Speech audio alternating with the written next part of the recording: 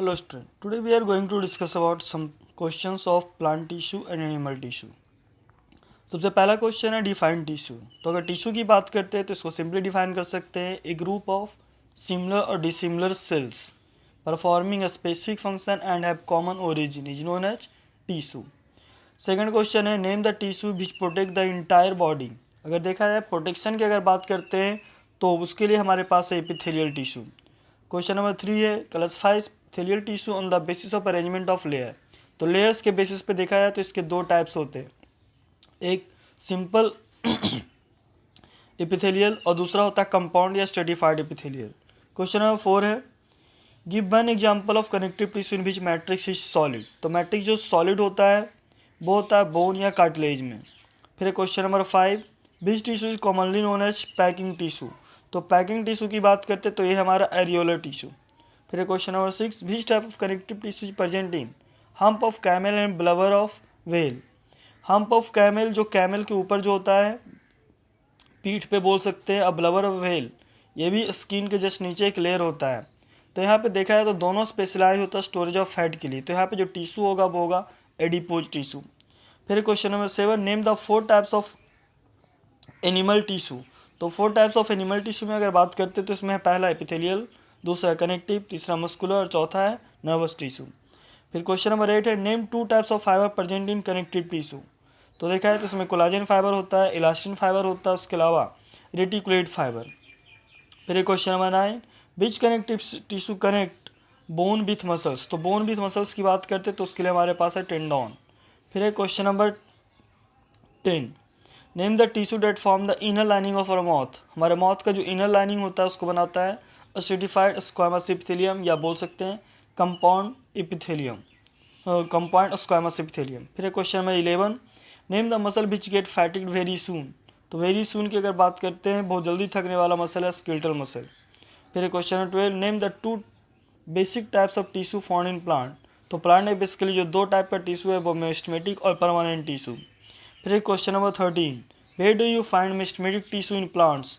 Plants में अगर मेस्टमेटिक tissue की बात करते हैं तो मेनली टिप पार्ट पे या फिर बोल सकते हैं growing part of the plants में मिलता है. फिर question number 14 define permanent tissue. तो परमानेंट टिश्यू सिंपली अगर डिफाइन करें तो बोल सकते हैं the tissue which have lost their dividing capacity. जो कि बोल सकते हैं कि डिवाइडिंग कैपेसिटी लॉस्ट कर चुका है, डिवाइड नहीं कर सकता है और वो डिफ्रेंशिएट हो गया तो उसको बोलते हैं परमानेंट टिश्यू. फिर question number 15 which chemical is deposit in the बाल सेल वॉल ऑफ स्केलेनकाइमा सेल. तो स्केलेनकाइमा में जो डिपोजिशन होता है वो होता है लिग्निन का.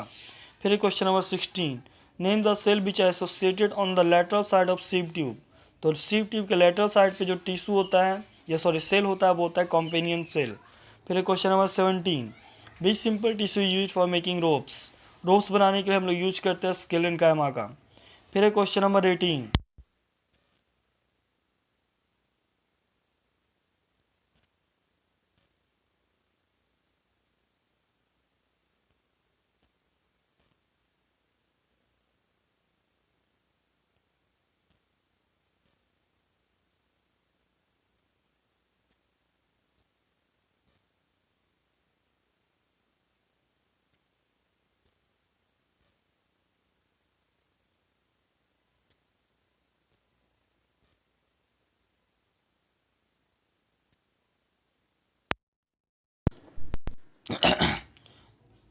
कॉर्क और दूसरा है एपिडर्मिस. फिर आता है question number 21 name a tissue. A में टिश्यू विच स्टोर फैट. तो फैट का स्टोरेज के लिए एडिपोज टिश्यू. और फिर अगर बात करते हैं epithelium which lines the lung alveoli. तो लंग्स में जो अल्वियोलाई है वहाँ पे जो टिश्यू होता है वो होता है squamous epithelium, simple squamous epithelium. फिर question number 22 name 4 types of animal tissue. Animal tissue 4 type के होते हैं. पहला उसमें एपिथेलियल, दूसरा कनेक्टिव, तीसरा मस्कुलर और चौथा है नर्वस टिश्यू. फिर question number 23 give 2 functions of lymph. Lymph के अगर 2 फंक्शंस की बात करते हैं तो एक तो ये बोल सकते हैं कि जो WBC वगैरह है उसको ट्रांसपोर्ट करता है, उसके अलावा बेस्ट प्रोडक्ट को ट्रांसपोर्ट करता है, उसके अलावा देखा है तो ये ब्लड के वॉल्यूम को मेंटेन करता है. तो सब फंक्शंस है लिम्फ का. फिर question number 24 state 2 characteristics of nerve cell. Nerve cell के अगर 2 कैरेक्टरिस्टिक की बात करते हैं तो ये बोल सकते हैं कि वेरी लॉन्ग और ब्रांच्ड सेल्स होता है. साथ साथ देखा है तो इसमें ये एक एनिमल सेल है, तो इसके अंदर सारे सेल ऑर्गन वगैरह प्रेजेंट होंगे, सेल वॉल एब्सेंट होगा। उसके अलावा एक और इसका स्पेशल कैरेक्टर क्या है कि इसमें सेंट्रियोल एब्सेंट होता है। जनरल एनिमल सेल में सेंट्रियोल होता है, लेकिन इसमें सेंट्रियोल एब्सेंट होगा।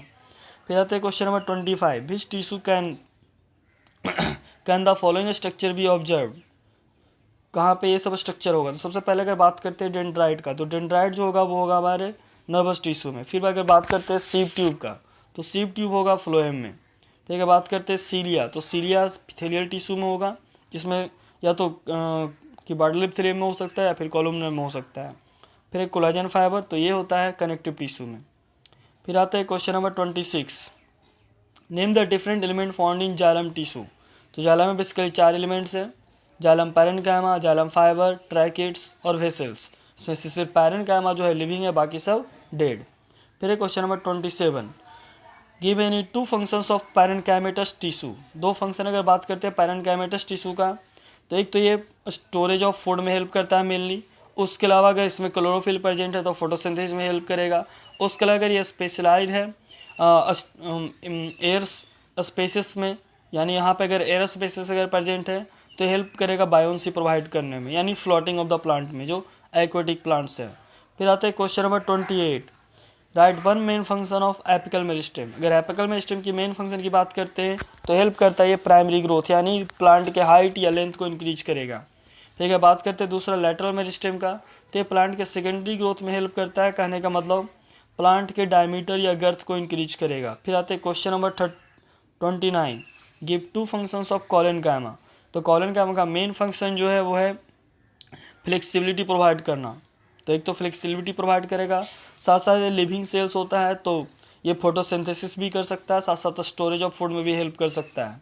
उसके अलावा अगर देखा जाए तो ये प्लांट को सपोर्ट प्रोवाइड करता है, मैकेनिकल सपोर्ट एक तरह से, ताकि कहीं पे ब्रेकेज वगैरह या जब तेज हवा वगैरह चला तो लिप्स वगैरह टूटे नहीं। फिर question number 30, mention the main function of xylem. Xylem का मेन फंक्शन की बात करते हैं तो इसका मेन फंक्शन है conduction of water and minerals. फिर अगर फ्लोएम की अगर बात करते हैं तो फ्लोएम का मेन फंक्शन है ट्रांसलोकेशन ऑफ फूड। फिर आते हैं question number 31, how will you differentiate plant cell animal cell on the basis of vacuole. अगर वैक्यूल के बेसिस पर अगर डिफ्रेंशिएट करना है प्लांट और एनिमल सेल को, तो बोल सकते हैं प्लांट सेल में वैक्यूल लार्ज सेंट्रल वैक्यूल होता है और एनिमल सेल में वैक्यूल या तो स्मॉल इन साइज या फिर एब्सेंट होगा। फिर आते हैं शॉर्ट आंसर टाइप क्वेश्चन में। पहला क्वेश्चन है गिव 3 फंक्शंस ऑफ ब्लड। अगर ब्लड के 3 फंक्शंस की बात करते हैं तो मेनली इसका पहला फंक्शन जो है वो है transport of nutrient and waste product. उसके अलावा देखा जाए तो ये रेस्पिरेटरी गैसेस के ट्रांसपोर्टेशन में हेल्प करेगा। फिर और अगर बात करते हैं इसके फंक्शन का, तो इसमें WBC प्रेजेंट होता है जो कि हमारे बॉडी को डिफेंस प्रोवाइड करता है, यानी प्रोटेक्शन फ्रॉम जर्म्स। तो ये सब फंक्शंस हो गया ब्लड का। उसके अलावा ये हमारे बॉडी में टेम्परेचर रेगुलेट वगैरह करता है।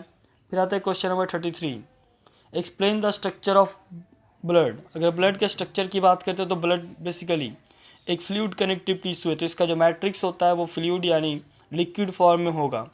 साथ साथ इसमें किसी तरह का फाइबर्स वगैरह नहीं है, और उस फ्लूइड में देखा है तो सेल्स प्रेजेंट होते हैं। और यहाँ पे बेसिकली 3 टाइप का सेल है, एक होता है हमारा RBC, WBC और प्लेटलेट्स।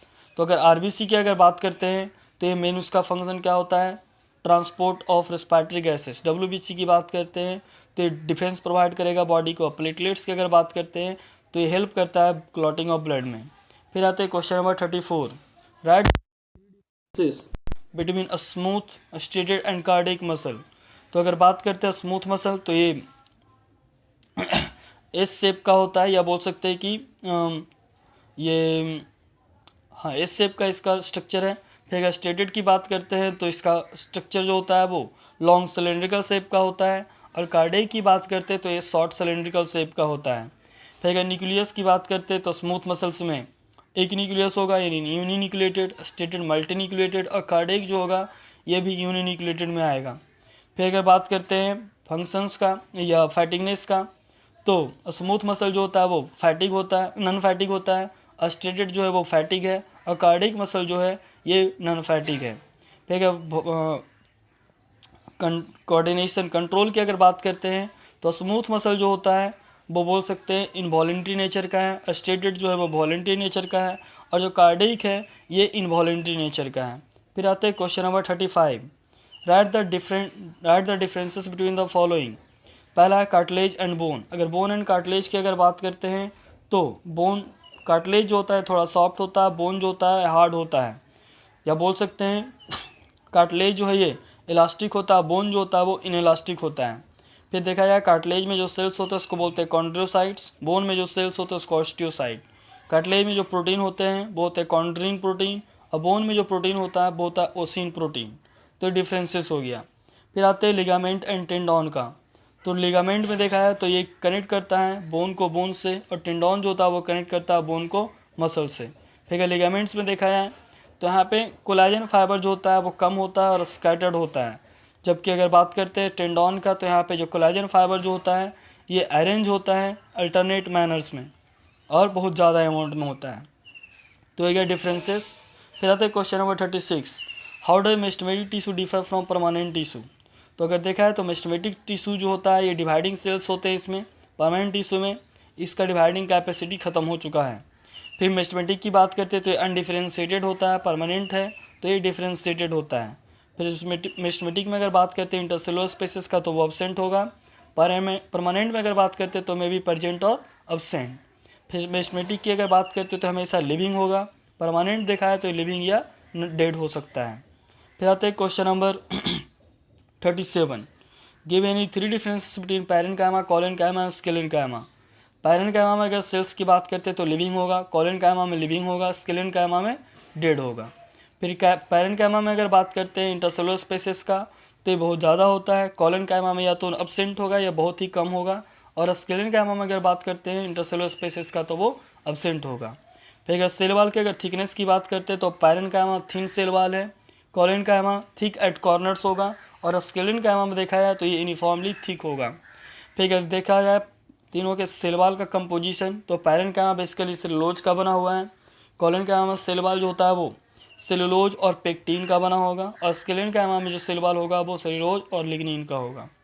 फिर आते हैं question number 38, how many types of elements और प्रेजेंट इन फ्लोएम। तो फ्लोएम में देखा है तो बेसिकली 4 एलिमेंट्स हैं, phloem parenchyma, phloem fibre, sieve tube और कॉम्पेनियन सेल। और सबके अगर फंक्शन की बात करते हैं तो phloem parenchyma mainly lateral conduction of food में हेल्प करेगा। अगर फ्लोएम फाइबर की बात करते तो थोड़ा बहुत मैकेनिकल सपोर्ट प्रोवाइड करेगा।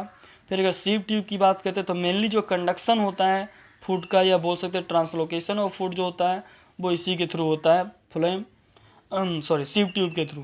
फिर अगर कॉम्पेनियन सेल की बात करते हैं तो कॉम्पेनियन सेल जो होता है ये सपोर्ट प्रोवाइड करता है सीव ट्यूब को, क्योंकि उसके पास न्यूक्लियस नहीं है।